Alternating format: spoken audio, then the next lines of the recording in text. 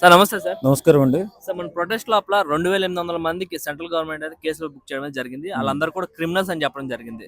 So దాని గురించి అమిత్ షా గారు కూడా ఏమన్నారంటే 2800 మందిలో అందరిని రివీల్ చేస్తాం. బట్ ఏంటంటే ఎవరైతే నీట్ ఎగ్జామ్ రాశారో వాళ్ళని మాత్రమే రిలీజ్ చేస్తాం. మిగతా ఎవరిని కూడా రిలీజ్ చేయము. వాళ్ళ పైన కేసులు బుక్ అయితే వాళ్ళు జైలుకి వెళ్ళడం కూడా జరుగుతుందని చెప్పారు. ఎవరైతే అరాచకంగా ప్రవర్తించారో, ఎవరైతే అన్యాయంగా అక్కడ ఆ ధర్నాలో పాల్గొని అన్యాయాలు, దుర్మార్గాలు, రాళ్లతో కొట్టడము, పోలీసులను కొట్టడము, పెద్ద పెద్ద రాళ్ళు తీసుకొట్టడము, కర్రలతో కొట్టడము, మన దేశాన్ని గందరగోళ పరిస్థితిలో పడేయడానికి ప్రయత్నం చేసినటువంటి వాళ్ళందరూ కూడా అరెస్ట్ అయ్యారు ఇవాళ. కాబట్టి నేనేమంటానంటే నీటి ఎగ్జామ్లో పార్టిసిపేట్ చేసిన వాళ్ళని విడిచివేయడమే కాకుండా వాళ్ళతో పాటు ఉన్న వాళ్ళని కూడా కొన్ని రిలీజ్ చేసే అవకాశం ఉండాలి. ఖచ్చితంగా ఎవడైతే అరాచక కార్యక్రమాలు మొదలుపెట్టాడో వాడిని మాత్రం ఖచ్చితంగా శిక్షించి తీరాలి. శిక్షించకపోతే రేపొద్దున ఇంకోటికి అలవాటు అవుతుంది.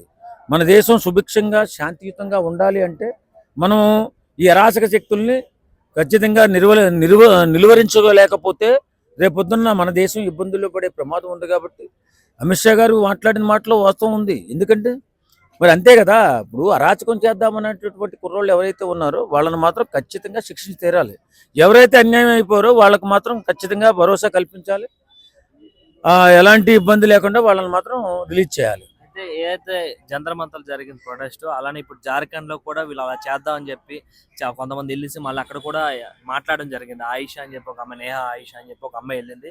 అలానే ఆర్ఎస్ఎస్ ని బీజేపీని తిట్టడం జరిగింది. సో అమ్మాయిని స్టేజ్ పై నుంచి ఈడ్చుకొచ్చారు.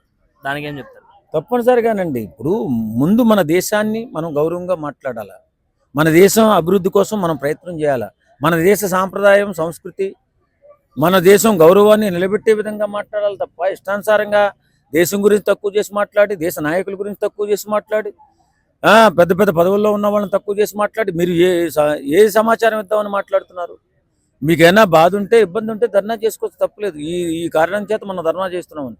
అంతేగాని ఇష్టానుసారంగా మైకులు చేతిలో ఉన్నాయి కదా అని పెద్ద పెద్ద వాళ్ళని ఇష్టానుసారంగా బూతులు తిడితే మరి కరెక్ట్గా తీసుకొస్తారు. మరి ఎవరైనా తీసుకొస్తారు? ఈవేళైనా నేను ఇక్కడ 4 మాటలు మాట్లాడుతున్నాను. రేపు పొద్దున్న నేను ఏదైనా గట్టిగా మాట్లాడి ఇష్టానుసారంగా పెద్ద పెద్ద వాళ్ళని తిడితే నన్నే తీసుకెళ్తారు. కాబట్టి తీసుకెళ్ళడంలో తప్పలేదు. కాబట్టి ఏదైనా మన జాగ్రత్తలో మనం ఉండాలి. మాట్లాడేటప్పుడు ఒళ్ళు దగ్గర పెట్టుకుని మాట్లాడితే పద్ధతిగా ఉంటుంది.